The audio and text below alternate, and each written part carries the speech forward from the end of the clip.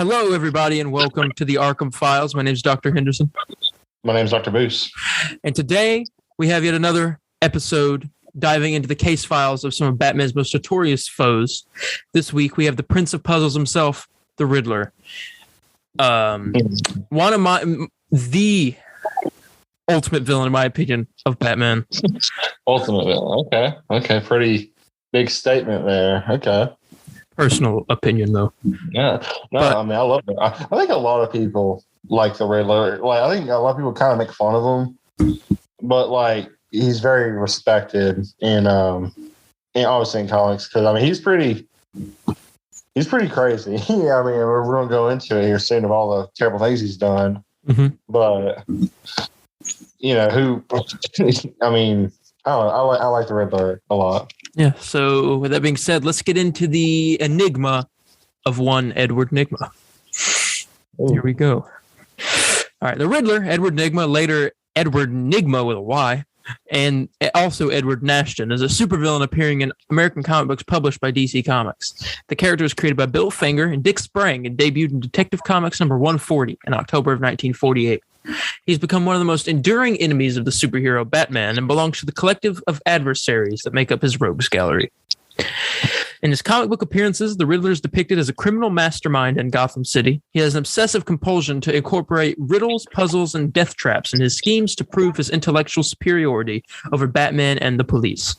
His real name, Edward Nygma, is a pun itself, and enigma is a person or thing that is difficult to understand.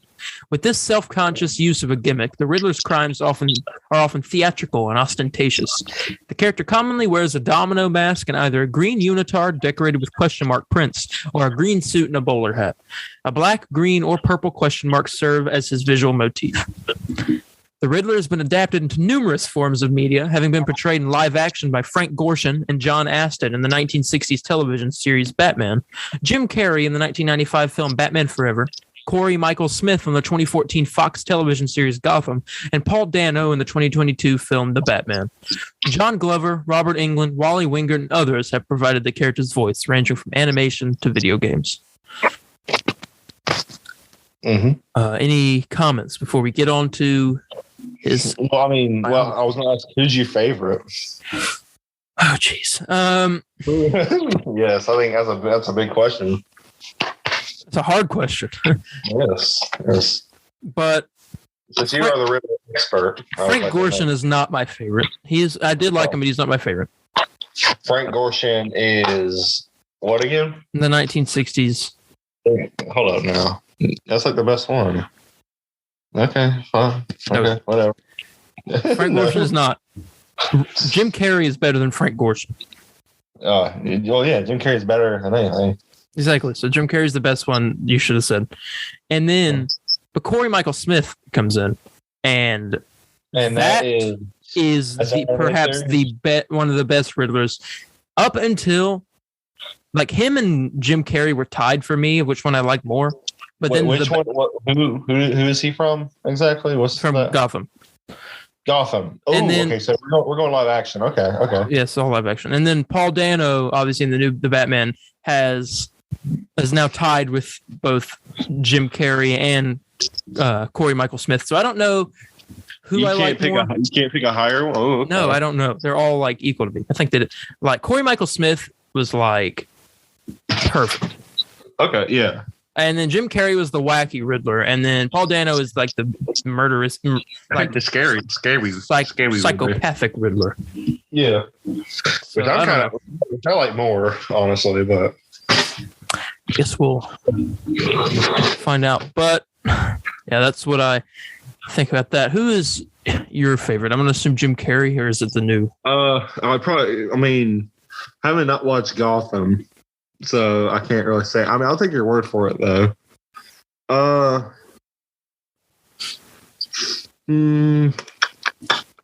have to go with Paul Dano. All right. Let's get into the criminal's career. The character's origin story recounts Edward Nygma's fascination with puzzles from a young age. After a teacher announces that a contest will be held over who can solve a puzzle the fastest, Nygma sets his sights on winning this, craving the glory and satisfaction that will come with the victory.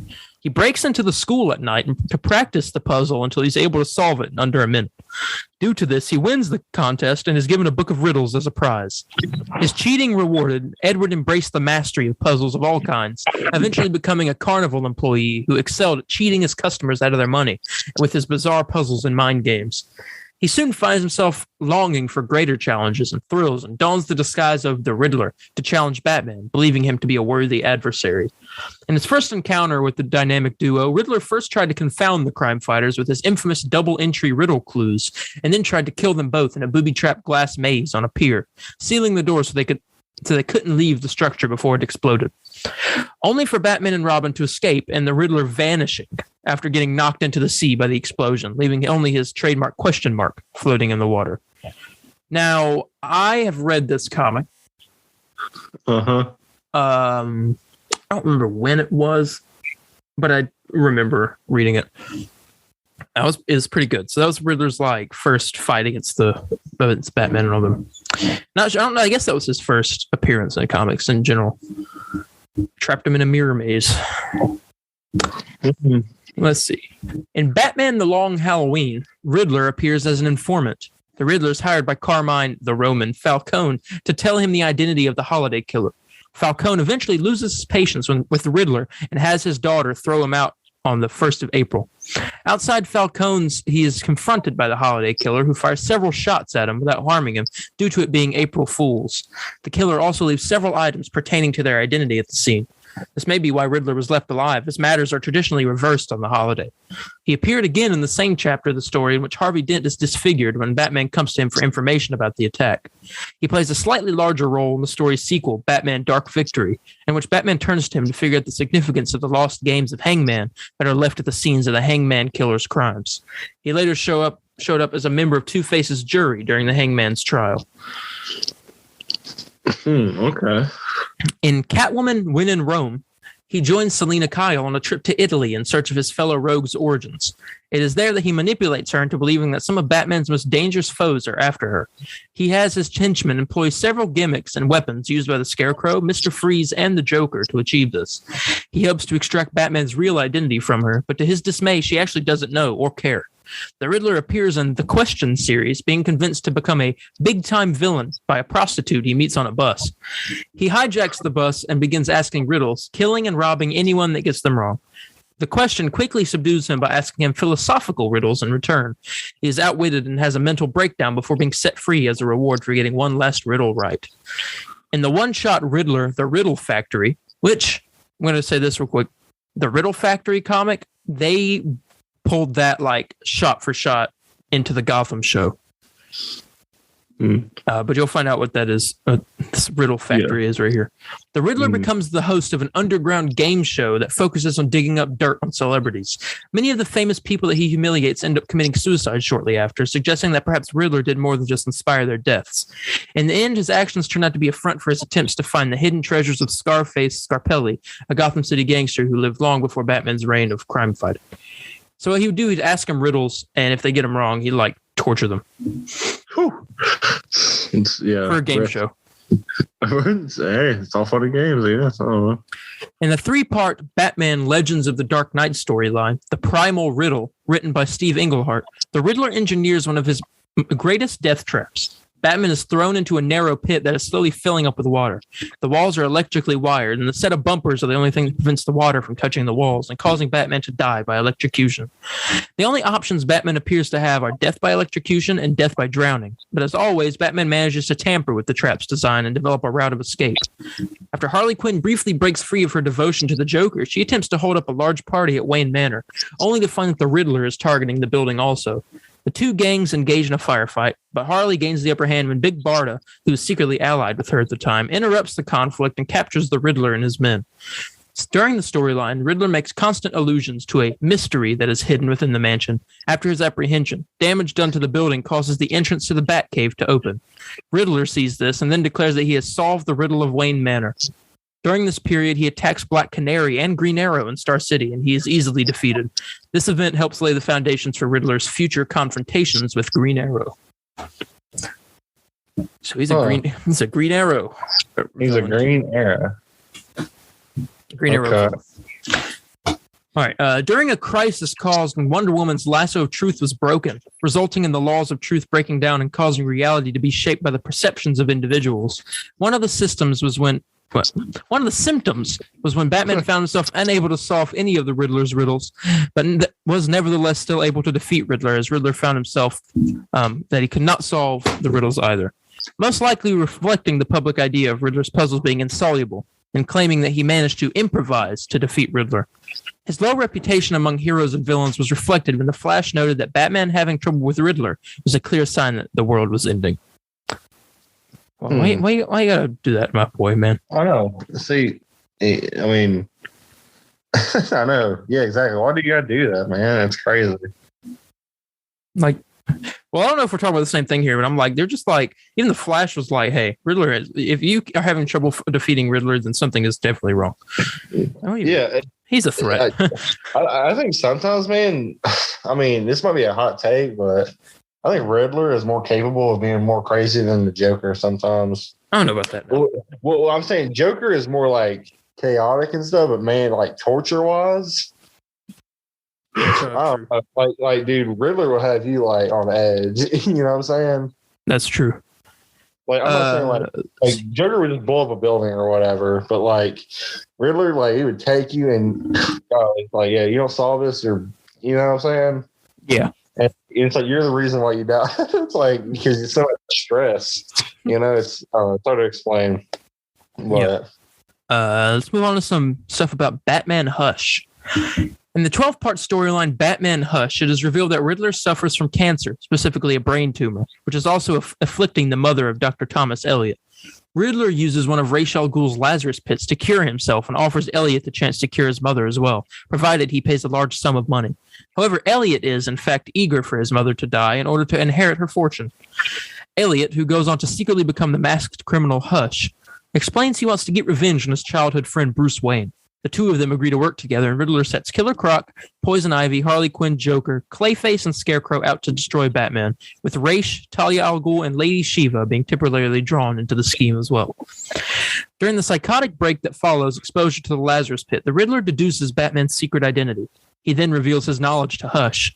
He has Clayface shapeshift into the form of Batman's presumed deceased protege, Jason Todd, in order to torment Batman, who is haunted by the former Robin's death. Batman first thinks that Riddler has stolen Todd's corpse and hid it, but it was revealed in a later storyline, Batman Under the Hood, that Todd was alive the whole time and had personally played a role in Riddler and Hush's scheme. When the Riddler threatens to expose Batman's secret identity, the Caped Crusader mockingly labels it an empty threat, pointing out that if Riddler revealed the answer to the riddle, who is Batman, it would become worthless, something Riddler would not be able to stand. In addition, Batman warns him that if he reveals the secret, it would give Ra's al Ghul a vital clue that he used a Lazarus Pit without his permission, and the League of Assassins would subsequently retaliate against him. Huh. Okay. So Riddler's brains often become his downfall. Yeah, which is kind of, pretty funny if you think about it. It's ironic. Yeah, very it's funny. ironic. Earlier I mentioned he was mentally beaten by the Question. Earlier I'd mentioned that when they were on the bus and he was asking everybody riddles and the Question came to save the day and he started asking philosophical riddles. How ironic is it that a guy named the Riddler is defeated by a guy named the Question? Yeah, I know, honestly. It's like, riddle me? Nah, bro. I'm the Question, dude. When the Question comes in, bro, it's done. It's over. It's over. Let's get into Aftermath. Whatever this is. The fallout from the Riddler's failed scheme is played out in Batman Gotham Knights number 50 to 53. In the story Pushback, Hush reappears and beats Riddler senseless across the rooftop. Seeking refuge, Riddler goes to the Joker and the Penguin. He offers to tell the Joker who had killed his pregnant wife Jeannie if the Clown Prince of Crime would protect him from Hush. Joker immediately agrees, but eventually Hush, with the help of the imposter Prometheus, defeats him, forcing Riddler to flee for his life. In Detective Comics number 797 to 799, the Riddler seeks shelter from Poison Ivy, only to be humiliated. Riddler and Poison Ivy then face off in a physical duel, which Ivy wins easily. as revealed in, yeah, this guy's... You tell me he tried to... Oh, my God. Okay. As revealed in Batman Legends of the Dark Knight number 185 to 189, the Riddler is stripped of his deductive powers and left to rot as a member of Gotham City's vast and invisible homeless population. A chance encounter with an ex-NSA codebreaker gives him a positive environment in which to recover his mind. During that stay, he experiences an induced flashback that leads him to realize that his father had abused him many years ago. Envious of his son's academic achievements in school and unable to understand his brilliance, his father believed he had cheated on his accomplishments and beat him out of jealousy. Once Riddler discovers this, he also realizes that his compulsion is born out of a strong desire to tell the truth, to prove his innocence of deception. Having made this connection, the Riddler spends some of his vast fortunes, acquired over many years of crime, to get minor plastic surgery and extensive tattooing, covering most of his torso with his trademark question insignia. He returns and kills the codebreaker, who had pieced together his identity but couldn't act on it, then promptly steals a priceless scroll out from under Batman's nose. Since then, Riddler has spent most of his time either legally amassing a huge fortune or attacking various heroes in order to prove his newfound power. So after orchestrating a brutal series of assaults on Green Arrow as revenge against his defeat at his hands during the No Man's Land era, Riddler gravely injures and almost kills both Green Arrow and Arsenal, which is the Red Arrow, if you didn't know. Yeah, okay. And he once again escapes before the outsiders arrive to save them. Sometime between this incident and the events of Hush, Riddler was hired to steal artifacts imbued with mystical powers from one of Star City's museums, and then distract the authorities so that the related rituals could be commenced. He sends Team Arrow on a wild goose chase around the city and then reveals that he has an atomic bomb housed in the stadium where the Star City Rockets play. However, as a side effect of the ritual performed from the artifacts, the city is plunged into complete darkness, and Green Arrow uses this to his advantage, moving in and apprehending the Riddler. He's just not having a good time right now. Yeah, he doesn't have the best luck, does he? No. Not at all. Let's see. Riddler later shows up in Infinite Crisis number 1 with a group of villains, which includes the Fisherman and Murmur, attacking the Gotham City Police Department. He is next seen escaping Arkham Asylum during the worldwide supervillain breakout engineered by the Secret Society of Supervillains in Villains United Infinite Crisis Special number 1, which takes place only days after the prior supernatural disaster. Riddler reappears as part of the Society's Phase 3 attack on Metropolis. He is defeated by the Shining Knight and is struck in the head by the Knight's Mace. Again, not having the best time. I can't believe he tries to fight these people. He needs to realize that he is not. At least Paul Dano's Riddler figured out he does not have the strength to do anything like that. Yeah, he's trying though. Here is one of my favorite. He's trying. How pitiful. Here is one of my favorite Riddler storylines right here. This is called Riddler Reformed. And Detective Comics number 822, the first of a series of issues written by veteran Batman writer Paul Dini, the Riddler returns, having spent much of the previous year in a coma due to brain damage after being struck in the head by Shining Knight. When he awakes, he's cured of his insanity and of his obsession with riddles, while retaining both his genius intellect and his mammoth ego. He is seemingly reformed and becomes a private consultant who takes on the murder case of a wealthy socialite. Hired by the socialite's father, he proves that a photo of Bruce Wayne apparently implicating him in the crime depicts an imposter and briefly works with Batman to investigate the crime. He has suffered severe memory loss from the coma, and he barely remembers his own name.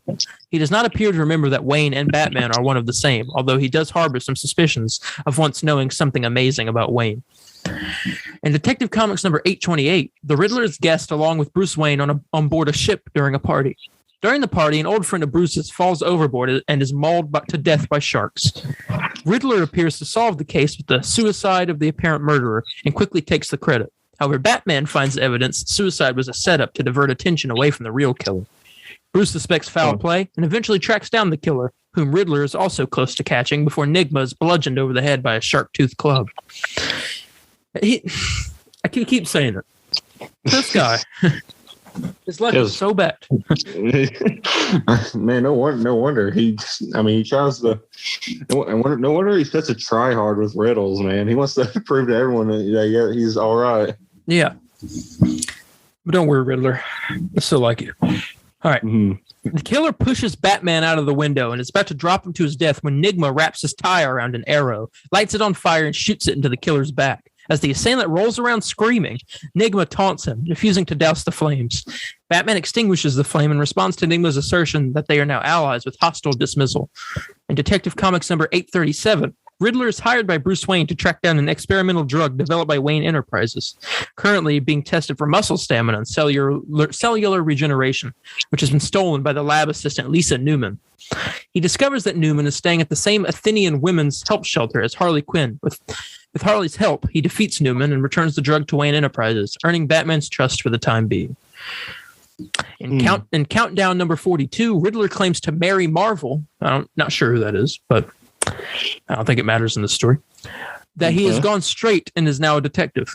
The two join forces to defeat Clayface. After witnessing Mary's new malicious approach to crime fighting, suggests that she should consider finding a mentor to help her control her powers, or at the very least get some anger management counseling. After a serial killer surfaces on the streets of Gotham City, the Riddler homes in on closing the case, only to find the killer is actually one of his former victims out for revenge. The young man, whose girlfriend was caught in the crossfire of a gunfight between Nygma's gang and security guards, captures Riddler and attempts to kill him, but Batman intervenes just in time and saves his former foe's life. In the 2008 miniseries Gotham Underground, Riddler investigates the Penguin's involvement with the events of Salvation Run. He saves Dick Grayson, lurking undercover during the Gotham gang war between Penguin and Tobias Whale, and deduces that Grayson is Nightwing. He appears in Battle for the Cowl, The Underground, where he is hired by the Penguin to find Black Mask. To that end, he tracks down Selina Kyle, meeting up with Harley Quinn and Poison Ivy in the process.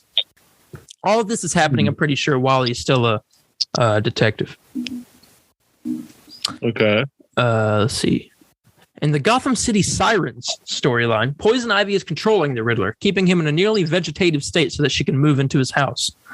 Well, when a villain named Bone Blaster decides to make his name for himself by killing Catwoman, the fight ends up there. The house is severely damaged, but Riddler is freed from Ivy's control in the process. Seeing his house in shambles, he takes his question mark cane off the wall and begins to savagely beat the already down Bone Blaster.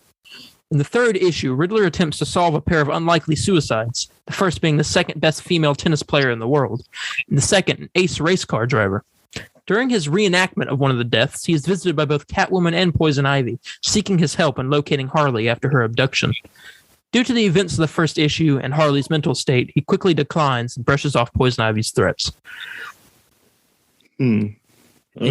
In his efforts, he discovers that these deaths are in fact homicides orchestrated by a serial killer who leaves subtle clues to the next victim within the body and the time of death of the current victim. While attempting to alert the media, he proves Dick Grayson, who is now acting as Batman. He provokes Dick Grayson. Apologies. Almost instantly, Riddler deduces that the Batman before him is a new one. Additionally, Riddler reveals that the next victim will be the sister of the second victim, a young romance writer, something that Dick needed Alfred Pennyworth and the Batcave computer to figure out. In the end, Dick goes off to confront the killer, while Riddler agrees to look after the intended victim.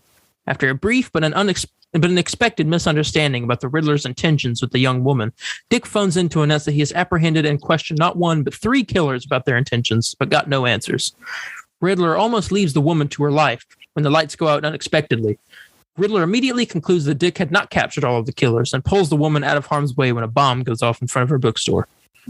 Look, now he's being a hero. Yeah, what? Okay. I mean, make your mind. But all right. Well, his brain's still messed up because of that coma that he was in. Yeah. So he still thinks he's a good. While Riddler and the Rider hide as the smoke clears, 3 costumed assailants enter the wreckage, looking for their victim to mark with their next riddle. The 2 men are led by a woman going by the moniker Conundrum, and their costumes sport black and green color schemes, along with disturbingly familiar question marks emblazoned on their outfits. As Riddler stealthily disposes of the 2 grunts with his cane, Conundrum takes the Rider hostage at gunpoint. Riddler deduces that Conundrum and her men are all college students who specialize in police sciences. Due to his famous rehabilitation, Conundrum's group decided to fill the void with their debut murders. Conundrum admits that the Riddler was her idol and that it would be a shame to kill him. At this point, Riddler announces that Batman is en route to their very location, something both Conundrum and the Rider have a lot of difficulty believing. Riddler claims that since his reform, he and Batman have become close, and that his cane now has its own GPS that alerts Batman to his location whenever the question mark is twisted. Noting her disbelief, Riddler calmly asks Conundrum with a smirk, "Why is this man smiling?" Just as the Riddler finishes his question, Dick shows up and knocks Conundrum out. Riddler then admits that he's completely baffled that Batman is indeed there, since he was only stalling for time until he thought of something, leading him to wonder if there is truly a bat signal in his cane. A panel during Riddler's bluff shows that there is indeed a bat signal in his cane, as a green question mark alongside a map shows up inside the Batmobile's window.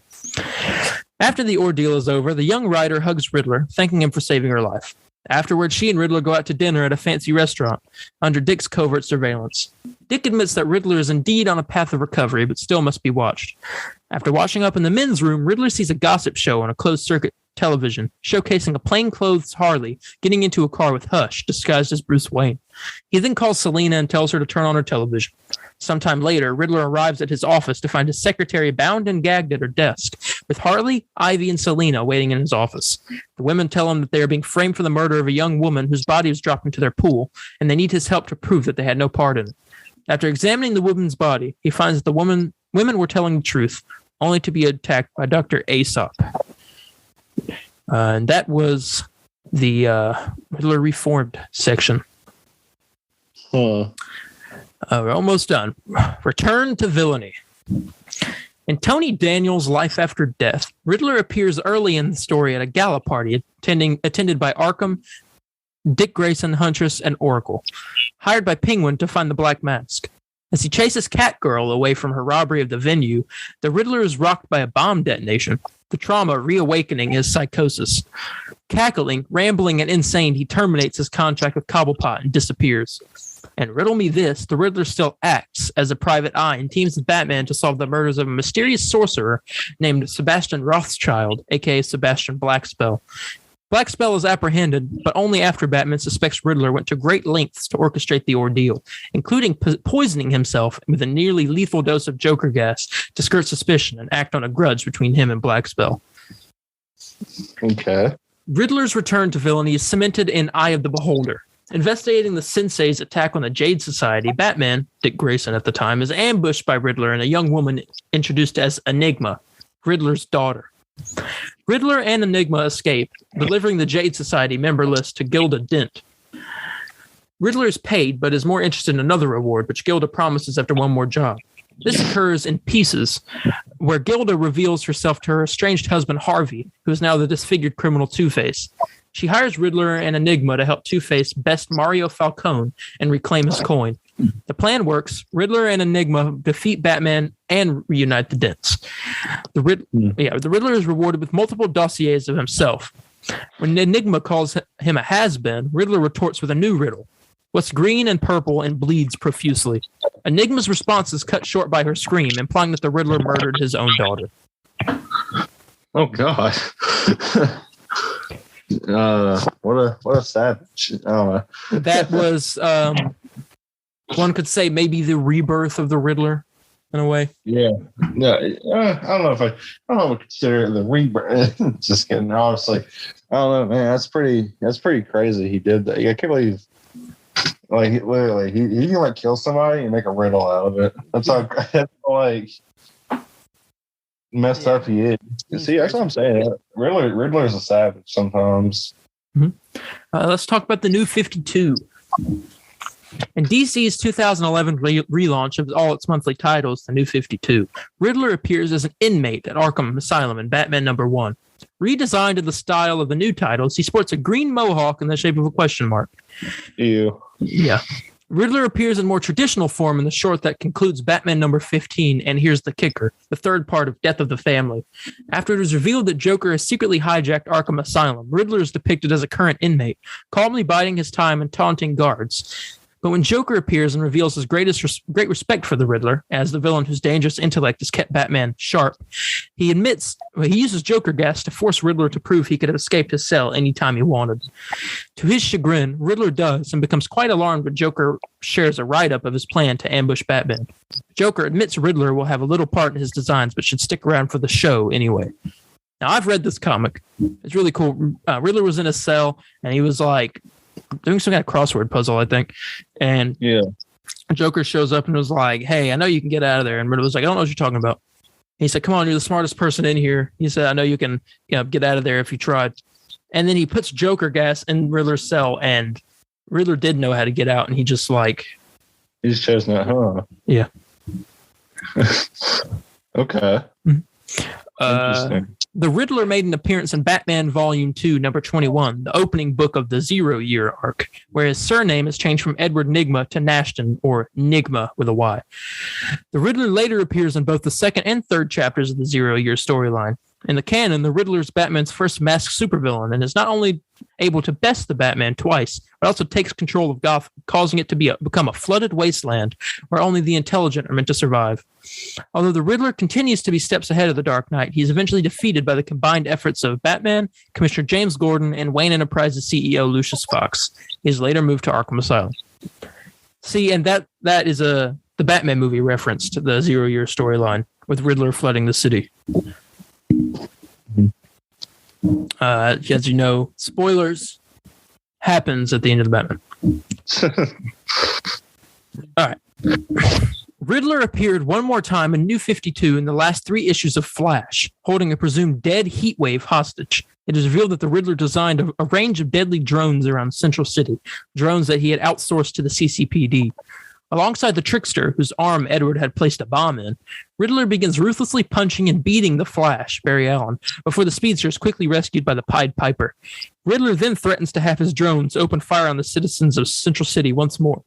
However, he's eventually defeated and imprisoned by a uniformed effort between the Flash and the Rogues. Okay. And here's the final section about the DC Rebirth. The Riddler makes his first true appearance in the new DC continuity relaunch DC Rebirth in Batman number 19, an inmate of Arkham once again. He rather cooperatively assists Bane in unlocking a high-tech door, allowing Bane access to confront Batman. In the 8-part story arc, The War of Jokes and Riddles, commencing with Batman Volume 3, number 25, flashbacks to a year after the events of 0 Year have Batman recounting the details of a war between Riddler and Joker. He is first seen in custody at the GCPD, assisting them in solving a variety of crimes, including locating Joker's whereabouts, before stabbing a police officer to death 26 times. Blackmailing the approaching guards with the details of their children and families, Riddler walks out freely before intruding into Joker's office. Riddler seemingly offers the Joker a partnership, acknowledging that if either of the two men individually kills Batman, the other will be left forever unsatisfied. However, the Joker shoots Riddler in the stomach and quickly departs, Batman appearing through the window and giving a chase. Left in a pool of his own blood, Riddler rose to his feet and limped out of the office, seemingly unfazed. Edward quickly healed from the wound, carving a question mark-shaped scar over the wound, before murdering Dr. Jamie Knowles. Riddler is then seen meeting with Poison Ivy, discussing the Joker's need to rid anyone who could potentially kill the Batman before him. The duo is then ambushed by gunmen working for Carmine Falcone under the orders of the Joker to kill Riddler within the hour. However, Poison Ivy attacks the gunmen with her vines, allowing Edward and herself to leave. Riddler eventually formed his team, consisting of himself, Poison Ivy, Scarecrow, Deathstroke, Clayface, Killer Croc, Two-Face, Firefly, and Victor Zsasz. Waging war on Joker's team across Gotham, Riddler is responsible for poisoning Charles Brown's son, resulting in his transformation into Kite Man, who joins up with Joker's team, consisting of Cluemaster, Deadshot, Mad Hatter, Man-Bat, Mr. Freeze, Penguin, Solomon Grundy, and Ventriloquist. The war continues, with Riddler and Joker claiming territories across Gotham before Riddler, who had convinced Batman to side with him during the conflict, blackmails and interrogates Kite Man into giving up Joker's location. However, Batman, after a brief fight between him, Riddler, and Joker, becomes disgusted by Riddler's actions and quickly grabs a blade, breaking his one rule of no killing in order to stab Riddler. However, Joker, who finally begins to laugh again, prevents Batman from doing so. Jeez. Yeah, I know. It's golly, freaking stabs the Riddler. That's good. I mean, where does it say where it stabbed him at, or no? No, it just stabs Riddler. But he didn't get to stab him though. He didn't stab him because Joker prevented Batman from doing it. Mm-hmm. Okay.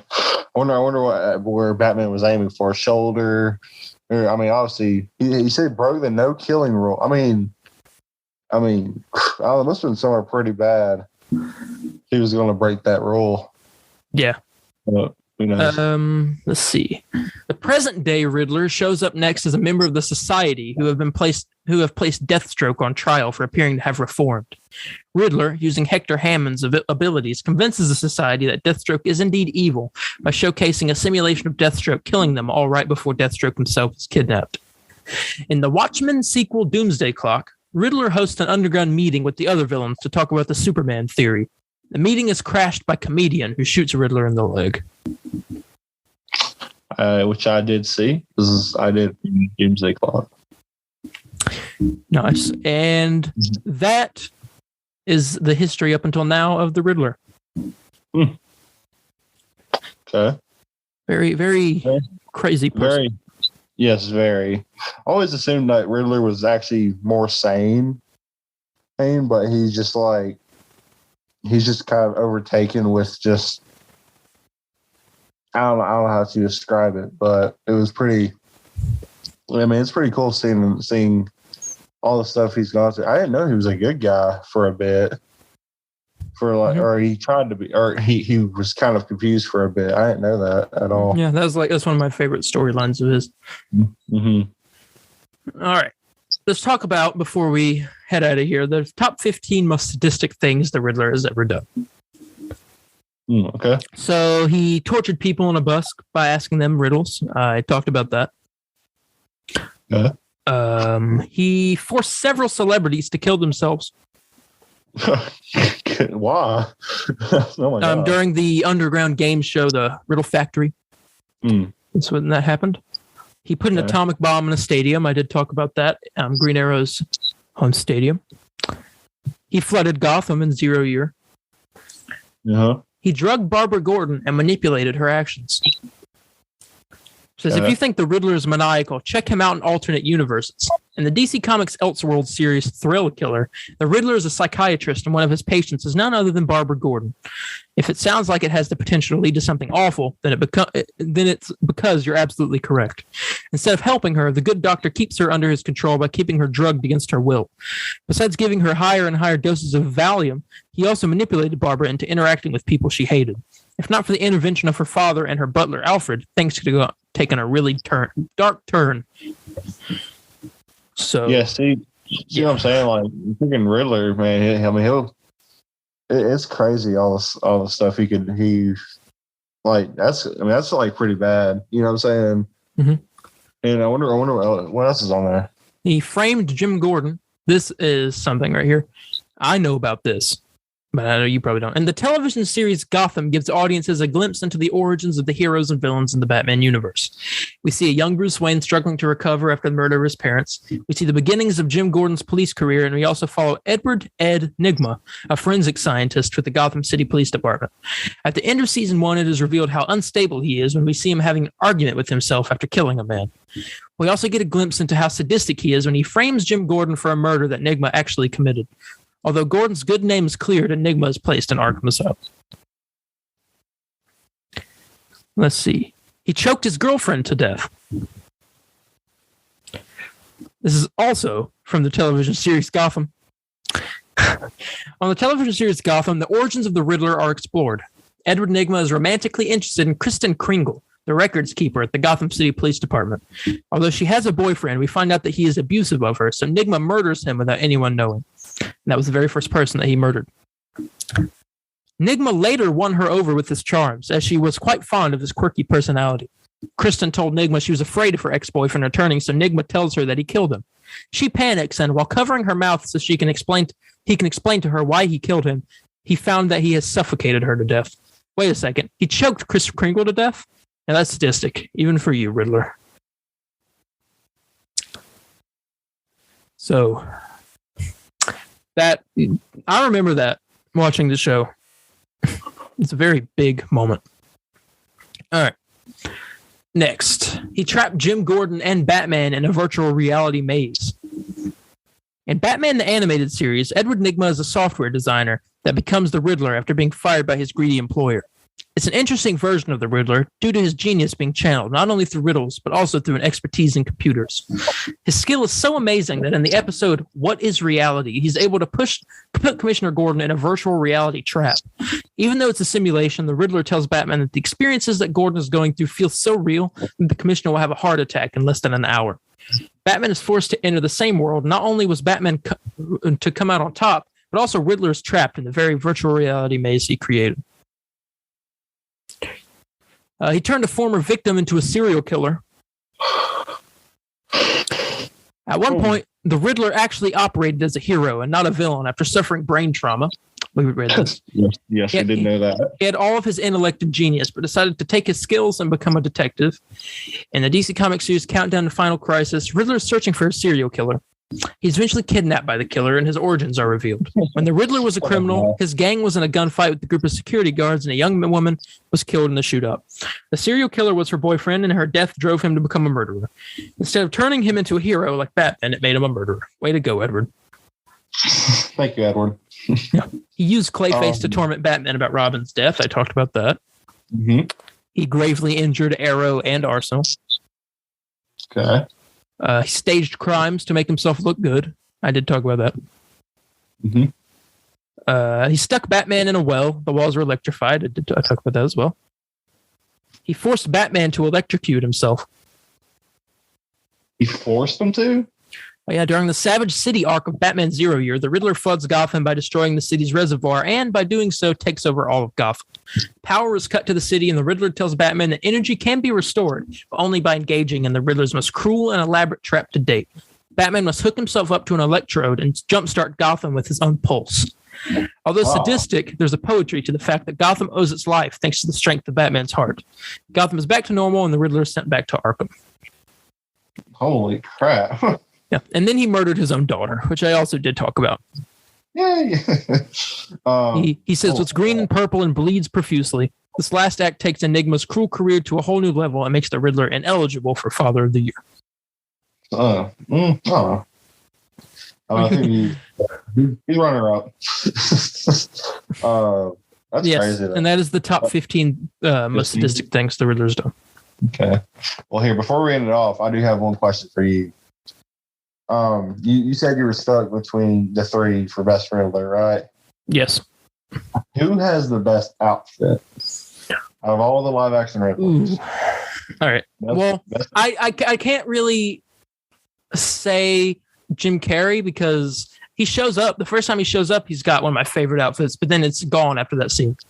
Yeah, it's like with the. Are you talking about the one with like the jacket and like the hat? And yeah. Okay. Yeah, and then he like doesn't have it the rest of the movie, and so he has like the. Oh, okay. So I don't like that. I hate the silver one. Yeah. Yeah, I don't necessarily like, even though he was a really, really good Riddler, I don't necessarily like the design of Paul Dano's as much because it's just not what I'm used to. I wish Paul Dano's was like covered in question marks. I think that would have made it for me instead of just like the one. You know what I'm saying? Mm-hmm. But the one in Gotham. Yeah, the one at the very end. Yes, with the trench coat and the green tinted glasses. That is still one of my favorite Riddler designs. Yeah, and so I think I'm gonna have to choose that. Yeah, we're not including games because we would have went full art. I mean, at least I would have went Arkham City. Yeah. Well, I don't know. The Arkham Asylum picture that they had for him in the files were pretty good. The Neil Patrick Harris Riddler. Yeah, that didn't look that bad. Yeah. That's all I got to say. That's all I have to say as well. Yeah, let's send it off. All right. Well, thank you, everybody, for joining us for this new episode of the Arkham Files. Next week, we're going to dive into the Iceman himself. Not who you're thinking, Glenn. It's who you're thinking? Mr. Freeze. Mr. Freeze, yes. I knew exactly. Not the other Iceman that I constantly get confused with. Val Kilmer next week. But next week will be about Victor Freeze, aka Mr. Freeze. That'll be a fun one. If you want to hear more about some other Batman foes, we've done an episode about the Joker and Two-Face a few weeks ago. You can check those out on YouTube, Spotify, Apple Podcasts, Google Podcasts, Stitcher, TuneIn, all that stuff. Yeah, everywhere. Name it. We got it. Yes. I think with that being said, we'll go ahead and get out of here. So this has been the Arkham Files, ladies and gentlemen. My name is Dr. Henderson. My name is Dr. Boose. And we'll catch you in the next one. Goodbye, ladies and gentlemen.